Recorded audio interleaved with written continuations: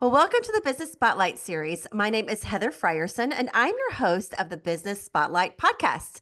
And today I have Stacy Scarsella, founder of Plaid Pony Productions.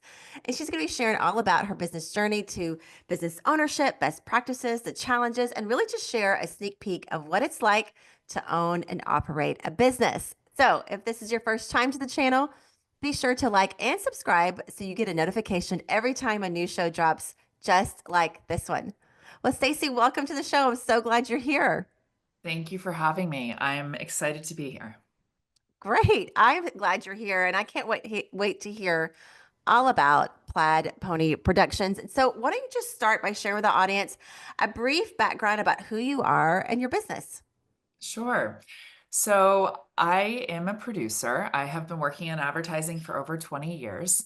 And before owning Plaid Pony Productions, I worked really closely with a lot of agencies and brand direct companies. And that's what I did for the 15 years before I opened Plaid Pony Productions. So, currently, I am a CEO and executive producer. I'm very much involved in the projects that we produce and the projects that we actually work with the clients. So as a producer in the world I work in, I work with creative directors and Mhm. brands to execute their vision and bring their visions to life. That sounds like a really fun job, just so you know. For me, I think that's the coolest thing ever. And so, what kind of brands do you work with exactly? Sure. So we work with a lot of big brands that are very household names that people might recognize. For example, we work with Pepsi, American Express, AT&T, T-Mobile, Dell, Rolex. Wow. So there's quite a few, and they're all listed in our website and on our website. And we have been working really closely with a lot of these brands for years. Some are through their brand direct channels like AT&T, Hmm. and some are through agencies and with advertising agencies like McGarry Bowen, GSD&M, Martin, a lot of the large advertising agencies that people Hmm. might have heard of.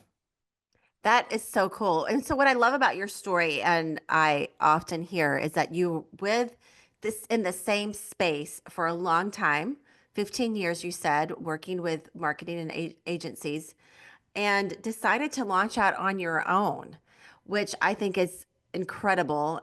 Thank How did you know it was the right time to launch? It's a great question. So I always thought that there was a glass ceiling, and I was Mm, taught that you have to break through as a glass, the glass ceiling is there. And as a woman, I thought that that would be because I was a woman. But through my experience in corporate, I did quite well, growing, excelling in my objectives, working to bring more money into the brands and the projects that I was responsible hmm. for, and I continued to grow in my corporate positions. That was never a problem. What happened was the higher I became in the corporate executive space, the less and less I was involved in the actual creative projects. And that's Mm, really what I love. I love creative problem solving. I love helping brands and projects find the right director, the right location, and really coming up with a solution for a creative idea within a certain scope of work or a budget or timeline. hmm. And so it really was around the time that I was pregnant with my second son that I found I was not fulfilled at work. Mm, I was traveling quite a bit. I was working really closely with a lot of extremely talented people. So I was doing what I was meant to do. right. However, I would also have to manage, objectives and people and not necessarily projects. And I knew Mhm. my trajectory as I continued to grow in the corporate space would be more management versus project management. So I would be managing people, their Mhm. careers, their mind, their Wow. goals. And I didn't necessarily love that. I love people. I just don't love Mhm. necessarily managing people. Even though I do manage people on a daily basis, it's a little different when you're in Mhm. corporate because you are really working with their careers and getting them to the next level. Yeah. So that was the sign that I needed something new. And I had moved around from company to company as I jumped from one position to the next, growing, to a senior executive level. So what next? What do I do if I Mm-hmm. didn't want to be an AVP or a VP? Like Wow. it was a hard challenge. I also wanted to manage my schedule better. I barely was home. I would leave, at 7 in the morning, before my younger son was even awake. I would get Mm-hmm. home at 7 p.m. or 8 p.m. after my Wow. son had gone to bed. And so my nanny was raising my child. And then Mm. my second son being born, I really started to just think about my future as a working mother, because I Yeah. think it's really challenging when you have a demanding career and you have to make that decision. I didn't Mm-hmm. want to be a full-time stay-home mom because I loved my career and my job. So that was a big part of me understanding, okay, or thinking through what Yeah. next. I love that so much, your journey, and can relate to it so much, just to be honest, as I'm sure a lot of women can. And I'm going to say also some dads for sure. I've heard the stories of traveling, of a CEO traveling and him himself wanted to be home. But it's such a precious time. And so I love that you were able to take your talents, your skills and talents, you understood the tension that was there Mm. and launched that on your own. Tell me about that process from going from corporate to your own. And then also, I want to go back when we can, because you talked about how you knew the difference that you didn't want to manage people. But let's start for that journey first. Well, it's scary, I have to say. It is probably the scariest moment of my life walking into my boss's office and giving my resignation without a job. Mm, And we were relocating back to Texas from Boston. And I say okay. back to because I'm originally from the Dallas-Fort Worth area, but I had lived, for over 15 years away from Hmm. Texas. So convinced my husband with my 3-year-old and my 1-year-old in tow to move across the country Wow. while I figured out what to do next. And I did Hmm. have the company in mind. I also knew and had connected with people I would be working with, but I also was very aware that I had a 3-year-old and a Yeah. 1-year-old. I was, potty training and nursing, and so it was a lot. And Hmm. um, we lived in Airbnbs for about 4 or 5 months while we bounced back and forth between Boston, Austin, New York, LA, Miami, Wow. based on where I could get project work, where I could actually work as a Hmm. producer as I built my company slowly because I was a full-time stay-home mom as well. Hmm. So that first year was difficult but incredible. It was probably the Yeah. highest and lowest time in my life because I had this opportunity to be a full-time mom, but also put together a business that would be mine. And my husband was working, and so he really couldn't help me with the children because he was traveling a lot. Hmm. He was a sole income for our family. And so as I built this company, I had to put all of me out there, as Hmm. now the CEO, the CMO, the CFO, you're really wearing all Wow. of the hats. And even though I understood legal and had been working with legality contracts for years, now I was in charge of it all. So, Hmm. and finding the right partners to work with in terms of bookkeeping and finances, in terms of your legal contracts, and then, of course, taxes. And Yeah. as a production company, specifically, we carry the insurance and the legal Mm. base for all of the projects. So it's extremely important, It's especially interesting. with Yeah. a production company, because you're not Right. selling a product necessarily, you're selling a service, and that service is a blanket protection for the project you're taking on.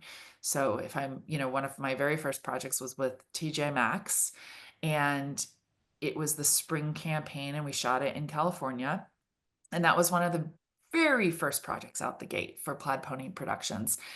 That's And awesome. it was scary, because you Hmm. don't have that fallback of a large company Right. behind you, and every decision you make could have amazing results, or it could also be very detrimental to Yeah. the thing you've built.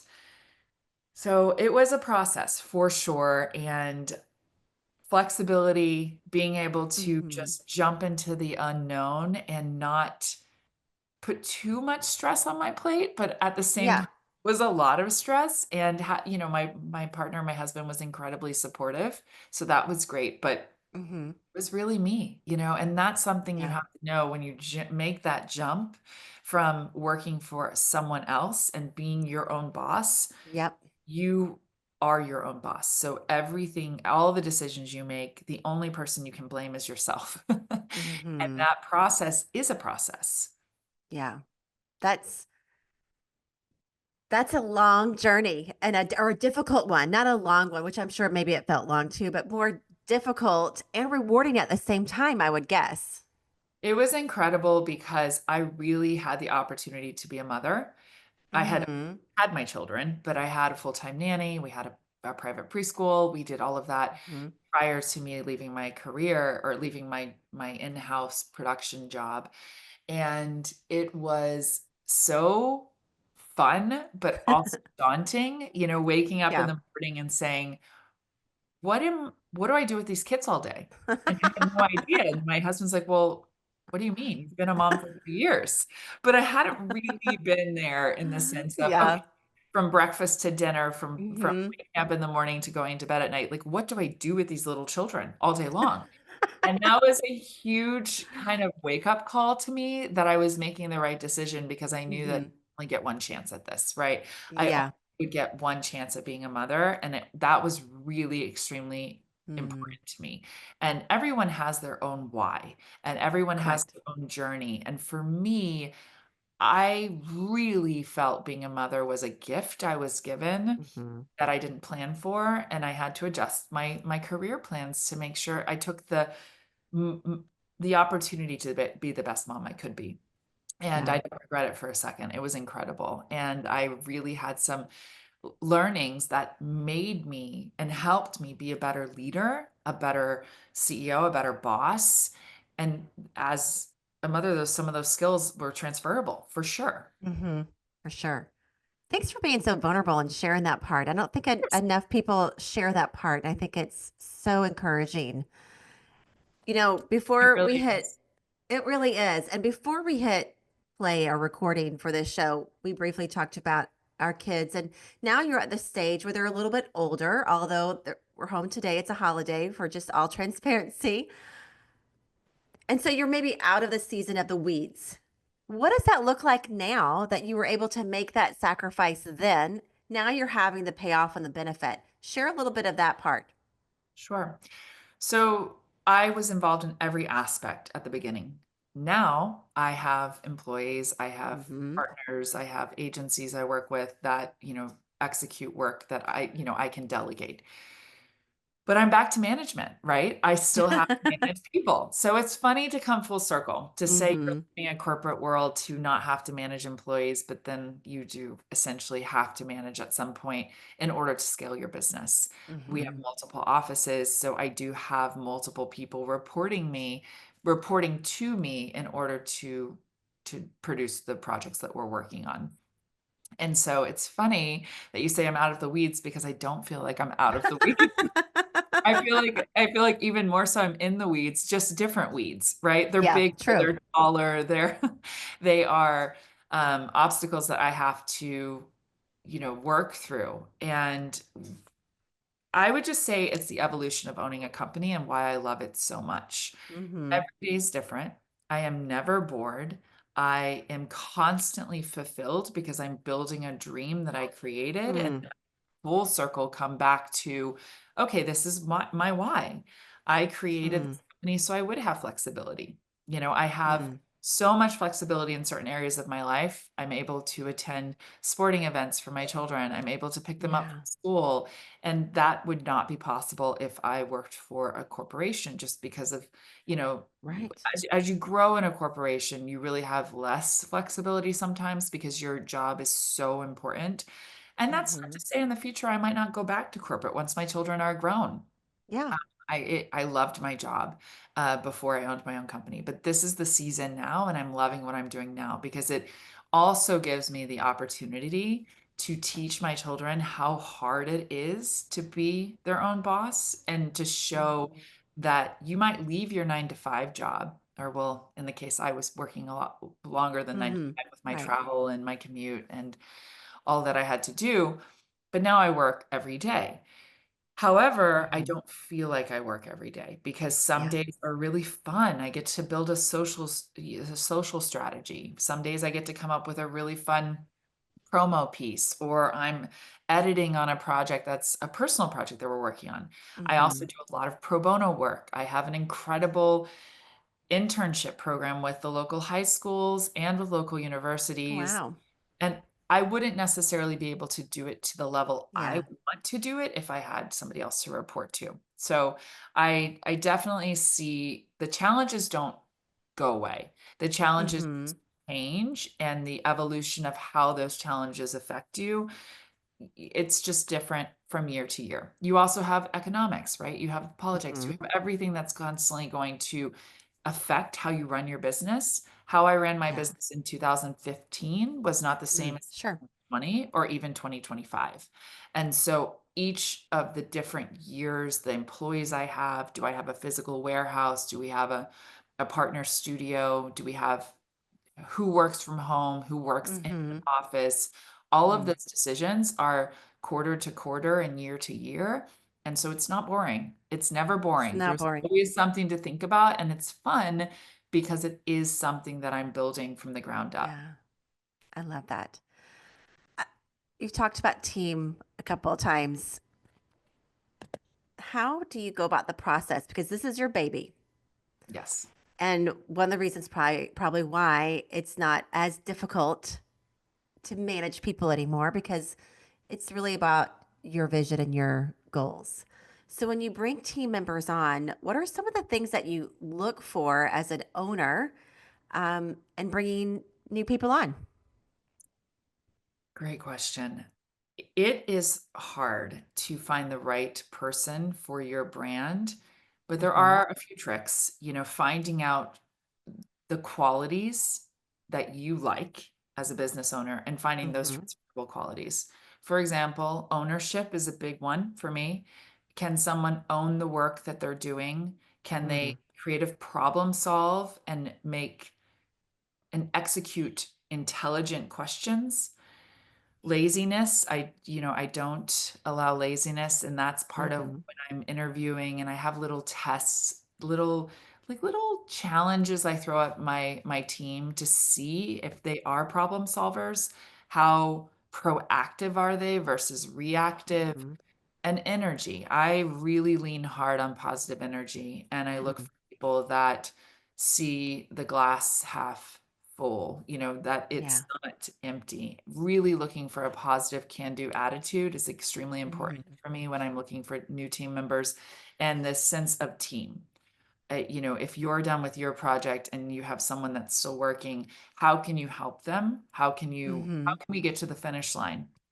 Because as a small business, if if the business is not making money, then Yeah. no one really is making, all of our goals Right. are going to be diminished. And so that is something I look for in team members. Do you have a team mentality where you can help your coworker or your crew member? In our case, we have a lot of freelancers that come on for projects. Hmm. Are those freelancers the right energy? Do they have toxic traits, or are they really good humans? And that's something I really look for, is Yeah. how people treat people. Mm. And that's the luxury of owning my business. If you're not part of that vibe, and we have the pony power that, we have ponies, Oh, everybody has their own pony name. And I it's something love that. too, of how, that team building mentality. And our ponies are, long-term permalancers. Some are day players. They come in just for the day, but that energy is something that I find value in. And so no matter what the project is, if it's a small Hmm. 1-day shoot or it's a 3-day or 5-day huge campaign, we still bring that same level of, okay, are you delivering the Yeah. best that you can be? How do you look at the positive creative solutions versus, oh, that's not possible? Every Mm. project we work on has challenges. It's either Right. not enough time, not enough money. And I don't believe in that. I believe that, Mm. you know, a budget is a budget, and the Hmm. expectations need to be met to match that budget. So you don't have enough money. It just means the expectations are incorrect for the type Mm. of budget you have. And so if a client comes to me and says, "Oh, I have a really tight budget," so well, let's look at your expectations and what the scope of the project is. Because yes, scope creep and Yeah. expectations being incorrect for the budget, that's a real thing. And so setting those Hmm. up front and then communicating to the team and then having those team members be able to communicate out to their people that are reporting to Right. them is extremely important. So communication, can-do attitude, positivity, that's something that I really push from the top down. A smile is better than a frown. Walking into your day as this is possible. We are here. We get to be alive right now in this moment. And we're creating advertising. We're not saving Yeah. lives, but we're helping lives. We're creating something that's fun and entertaining for people to watch or see, Mm, and I think that's value. It's an art, right? for Art sure. is something that's super valuable to humanity. And we may not be saving lives, but we are creating life and creating really cool creative projects that continue to inspire people. I love So that. I need a team that's going to have that same kind of viewpoint. And there's been lots of bad hires in the years, and Sure. I've learned, and not everybody's going to jive. And so if you have a Hmm. business that you have a vision for, just know that that's okay. If you can't find the right person at the right time, you will. So don't Right. give up on that goal of who you are and what type of business you want to create. I love that idea. And I just have to ask, what are some pony names that you have on staff? Ooh, some really good ones. Some are really funny, some are serious. We have, power ponies. Some of our power ponies are, really they're strong. There are strong lifters that, because we have a lot of behind the scenes that aren't so, we load trucks, 5, 10 trucks, and there's a lot of heavy Mm. lifting.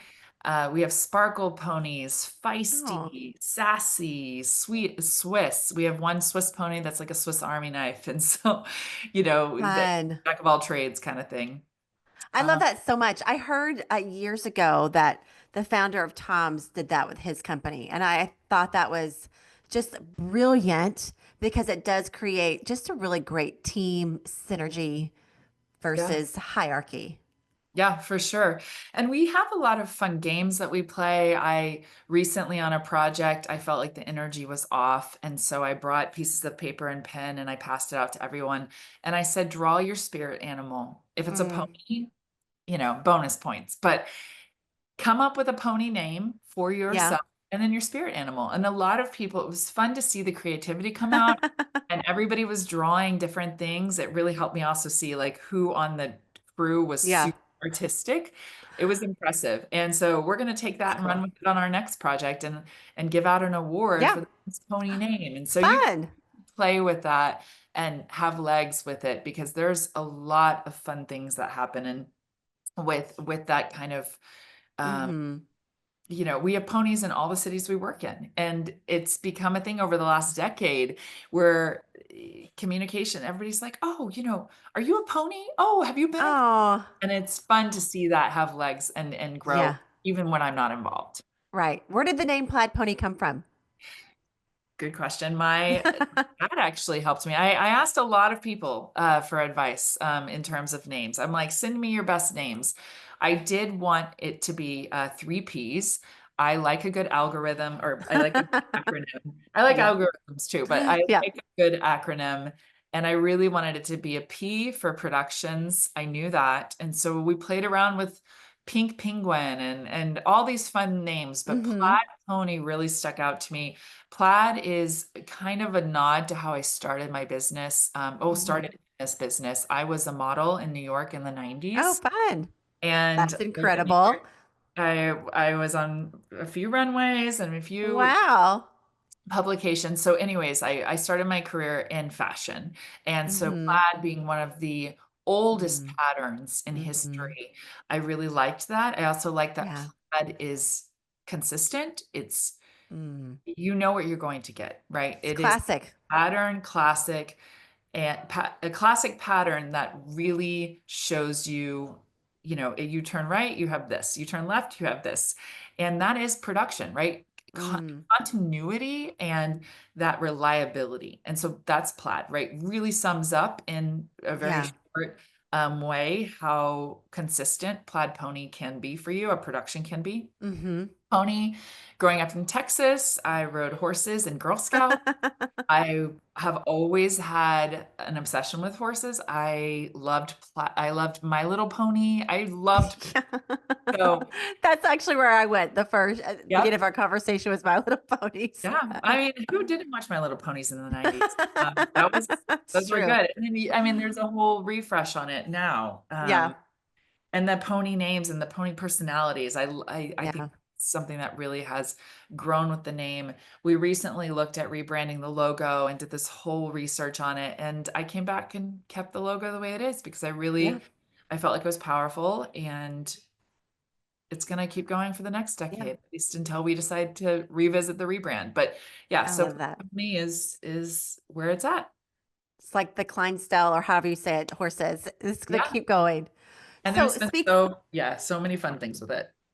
so speaking of keeping going, where do you see yourself in the next 5 to 10 years? As an owner, do you put in place or envision an exit strategy for yourself or the business?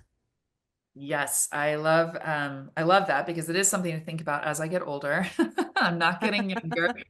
We are working on a big scalability push for the last few years, actually, after COVID. Mm-hmm. That was something we took a step back in order to take step, 3 steps forward. And that's something as a business you constantly do, right? Right. You cannot control what happens outside of your control.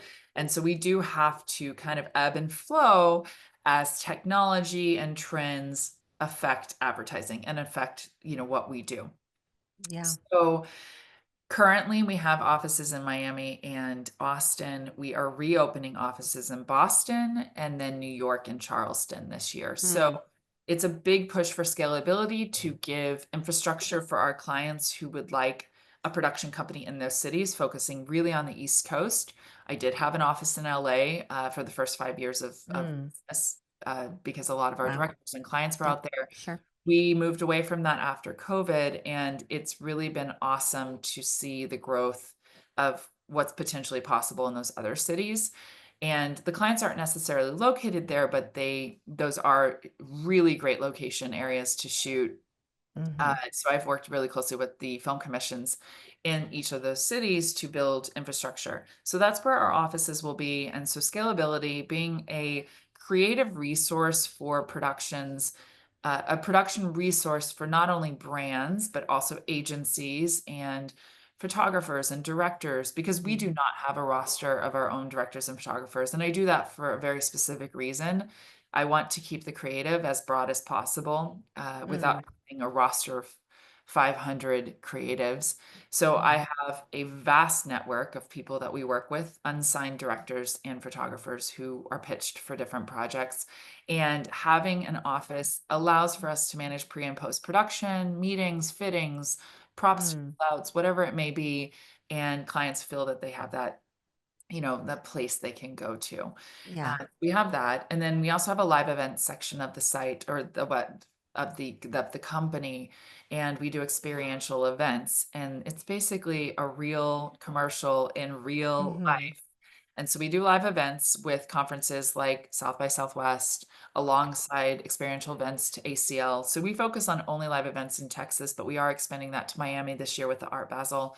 Mm-hmm. And, part of expansion and scalability is looking at, okay, what other aspects can we offer as a company? So we do an entire training section. We have workshops that we host in Austin, and we'll be moving that into Miami this year. So the workshops are training resources for new either film students that want to learn more about the production Oh. side of industry or just people making a career shift. They might be in Mm. marketing, want to be more behind the scenes on commercials. So we offer those workshops currently for free and moving into a platform of summits every year. So lots of Mm. things in the works. And as I look at my future, I mean, I don't think I work, so I love what I do. So I'll be doing that until I literally physically can't Yeah. I walk. love that. But even if I have somebody pushing me around in a wheelchair, I'll just need to make sure that I have somebody that can lift the things that I can Mm. no longer lift. I And love that. I do, I teach. I'm really big into education. Hmm. A certified sub with the district. I teach or I sub K through 12. People ask me, how do I have time for that? I make Yeah, I was going to time. say the same thing. I make the time and I work closely with the schools because they know I have a full-time job. So I'm tactful and into knowing what I can take on, who can cover me while I'm teaching. Mm, I really find value in the next generation and teaching those kids because it really is going to be our workforce in 5 to 10 yeah. years. And I look at children like my son's age who Mm, will literally potentially be my employees in 10 years. And I hmm. already have some of them as my employees, but I'm talking, after Right. after they go to college or have some real life experience, but it's crazy to think that. And so I'm really involved in that in education. So I do see myself being more and more involved in education as the company scales and I'm not as involved in the weeds. Mm, I have been on boards before. I was on the American Advertising Federation board as the vice president of the Addies. I was the VP there for 2 years. I loved that. So I'll hmm. continue to be on boards and look at opportunities there Yeah. because that's where my breadth of knowledge and over 20 years of Yeah. advertising can be put to good use. That's so cool. I love that even though, because you love what you do, there's no end in sight for you, but you do know the importance of scaling and what that looks like and putting a Sure. real effort into that to make sure that it's Plaid Pony's a company that runs with or without you from day to day. Sure. And that's important. And that's part of why I'm doing what I'm doing with our new website and with our multiple Mm, offices. Anyone who is working for me will have the same vibe as me, but they won't necessarily be me.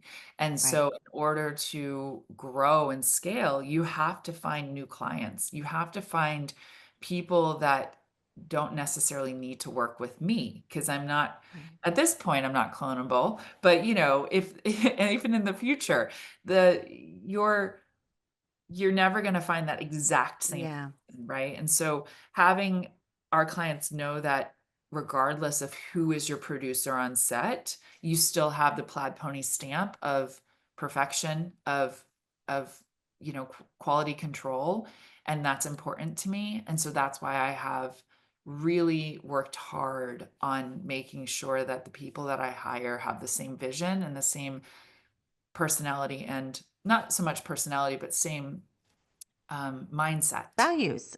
and value. Yes. Yes, Yeah. I think that's so important. I can't leave this conversation without asking about how, with what you do, how the new generation of AI and all that has affected or helped. Because really, I think it talks to more about the spirit of how to pivot within your business and sure. stay in the game. I'm loving AI and the potentials there because I think just like when we moved from film to digital, I was Mm, same evolution. And there were a lot of people that cried and were upset and scared. And I leaned into the opportunities versus the disadvantages of a mm, shift in technology.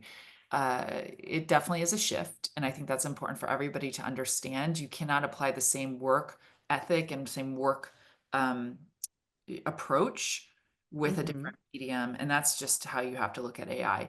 And so it may replace positions, but those positions can then become new positions. And Right. so I'll give an example. If you used to be a first assistant to a photographer in the film world, you would push and pull light, you would be responsible for actually processing the film. That first assistant morphed into a digital tech. And that Mm, digital tech was a whole new job that did not exist yeah. before digital became a type of medium to shoot commercials That's and really a great perspective. photography. So, if you are a creative director and you're worried about AI taking over your job, or a photographer, Yeah. let's use that as an example since we're going with photography. A photographer that shoots product, right? Like toothpaste. Toothpaste, now you can type it in and it spits out this Mm, beautiful image of toothpaste. Something that would have taken us 2 hours to shoot is now mm, 2 seconds. However, that AI program is not going to know exactly the details of the personality of the toothpaste. And I know that sounds weird, but a brand spends a lot of time working on the personality of their brand, right? Mm-hmm. And all of those little details. The humanity of that brand Mm. is lost with AI. So, and I can't speak for 50 years from now or 10 years from now, who knows what's happening. Sure, sure. Well, who knows? I try not to Yeah. go there because that gets a little Matrix vibes Hmm. and it's scary. But you have to have, in this analogy, you have to have somebody that says, "Hey, I'll be that human connector," and it's the Hmm. creative prompter. So a photographer could then shift into a creative prompter to the AI tool. So instead of shooting that image with a camera, you are now creating that image with a different tool. So Mm-hmm. taking on, instead of, oh no, our world is falling apart, it's like, what are the perks? Like what's the silver lining here? And that's how I view pretty much everything in my life. I always look at the positive. And that, it's just years of experience and also experiencing hard things in life. You have two ways, right? You can cry or you can laugh. And I Yeah. choose to laugh and I choose to move forward. You only get one life. And so why not make it awesome? And that is really how I approach the AI. How can we use these Good. tools to really help us be better and more awesome Hmm. versus just, here we are. And Yeah. so I have totally dabbled in it and I love it. And That's looking good. at ways to improve productivity, looking at ways to improve workflow, those are all programs that we didn't have 10 years ago or even Yeah. 15 years. I mean, I started my career, not to age myself, but I definitely started with zero cell phones and zero, Hmm. we had a desktop I computer, get it. faxes. So to still be relevant is important and to Yes. constantly like evolve. And how you look at work is incredibly, incredibly important as a business owner. And I cannot stress that enough. I call it baby pivots every day. I'm like, okay, let's take a pivot. And it's just Yeah. like a little micro pivot. Doesn't mean you're Yeah. changing your entire brand or how you are running your company. It just might be a different tiny approach that Right. allows you to be relevant. And, I mean, I'm rereading the book Good to Great. If you've ever read Hmm. it by, I haven't read it yet, but I've heard so many good things. and it was, published in 2001. And so, it's older, but it's still so amazing to see what makes a company go from good to great. Mm, Don't be just good, be great. And that's how do right. those leaders, how do they do that? And it's constantly evolving the company and being, Hmm. knowing what's right for your clients and your Yeah. customers and evolving, but also keeping your company culture correct to the Yeah. brand. I think that's so important all across the board, no matter what industry you're in, is to stay relevant and know how to do those tiny pivots. So, Totally. well, I'm ready to get in some really fun rapid fire questions. What do you say? You game? I'm ready. All right. What is the key to success for you? Knowing your why. Mm, To be successful, you have to know your yeah. why you wake up in the morning, why you do something, why you wear a certain outfit. Right. And spiritually, romantically, family, whatever that is. If you know your why and you can find the balance between what you do for a living and what makes you happy and what makes you wake up in the morning, then that is true Yeah. success. And That's true. sometimes it's driven by profitability. Sometimes it's driven by just having your basic, needs met. But if you find that why and find the balance or the marriage of those two things, Mm, skill set and your love, then you really have reached good. absolute success. I love that. Knowing your why, it's so important. All right. What is your one piece of advice to other business owners? Never give up. Mm, Sometimes go yeah. to sleep. Just go to sleep and wake up the next day with a cup of coffee or whatever your Hmm. choice is. And I always say put your big girl panties on. I don't think that's, Yeah. allowed to say anymore, but it's I just think like, you can. put your like armor back on, whatever That's that right. is, your favorite power suit, your favorite lipstick. I mean, I love lipstick, so that's a big thing Hmm. for me, and you go back out there. Yeah. So do not I give like up. what you I'll said. have Go hard to days. sleep too. Sometimes a good night's Go to rest is sleep. all you need. Yeah. Yeah, just close the computer, close your book, Yeah. close your phone, and just go to sleep and start over the next day. Good. All right. You already mentioned one book, but book or podcast, what are you reading or listening to right now? Well, one that I've read, not currently, but Atomic Habits. I mean, I just cannot Yep. stress that one enough. Hmm.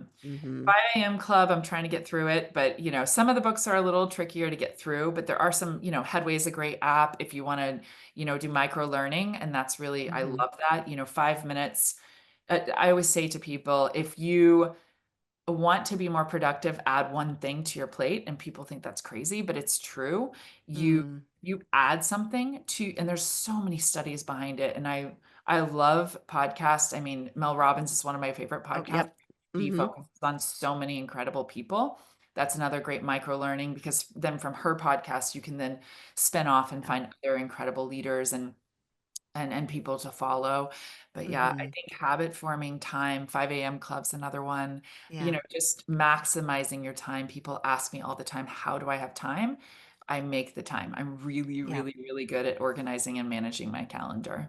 That's really good. That's really good. All of those books you mentioned are so good. All right. If you had a little bit of magic dust and could place it anywhere in your business, where would you sprinkle it? Oh goodness, just one place? I know it's hard. Oh goodness.